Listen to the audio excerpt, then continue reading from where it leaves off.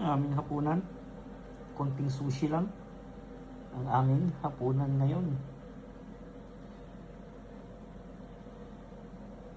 Simpleng sushi lang.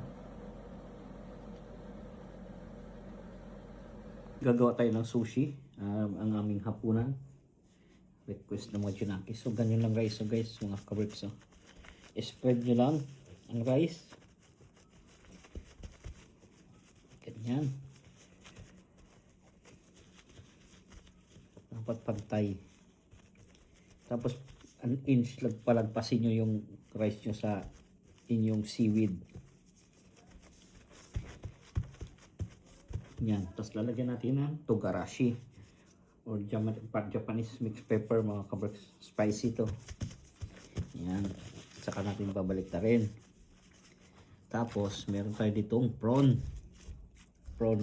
katsu. Lalagyan natin ng prawn dyan. Tapos meron tayo ditong avocado. Lagyan natin ng avocado.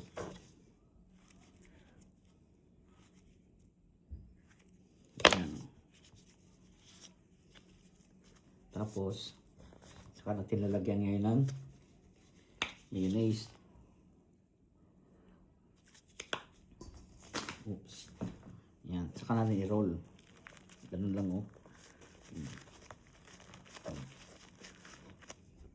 Iangat nyo lang. Roll, angat, roll, angat, roll. So ganun lang mga kaworks. Ayan lang kasimple ang ating prawn katsu sushi roll. Ayan na siya. Diba? Ganun lang kadali.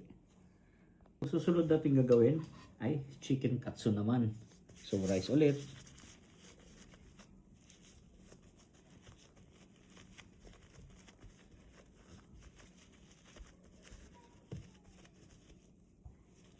Ganyan. Tapos lagyan natin ng sesame seed.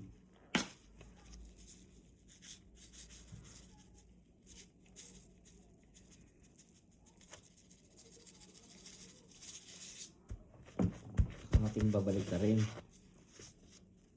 Lalagyan natin ngayon ng chicken katsu. Ginawa ko lang to mga kaworks, itong katsu.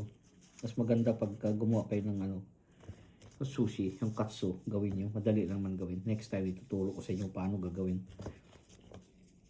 ang chicken katsu. Tapos yan ang cucumber lang. Saka natin i-roll.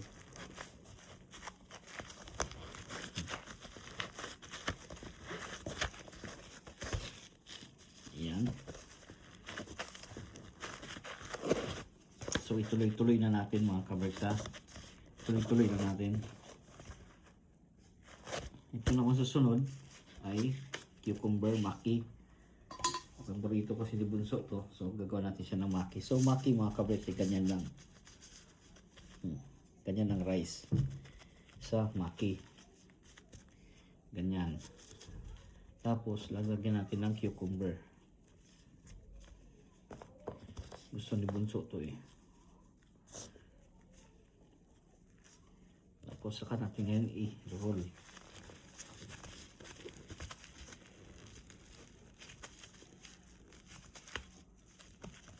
Ito ang pinaka basic na sushi, yung maki. Ganun lang.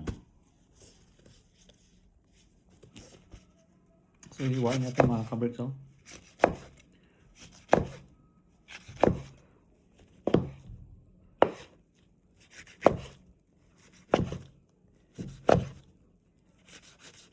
Ganun lang. So mga kaworks, lalagay na natin dyan sa ating sangkalan. Sangkalan.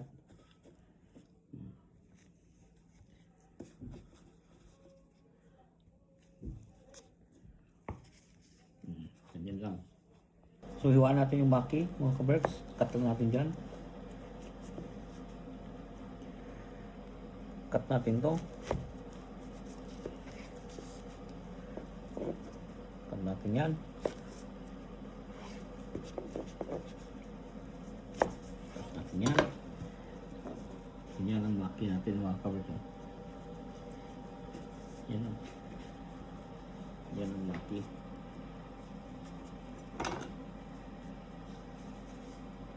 That's it.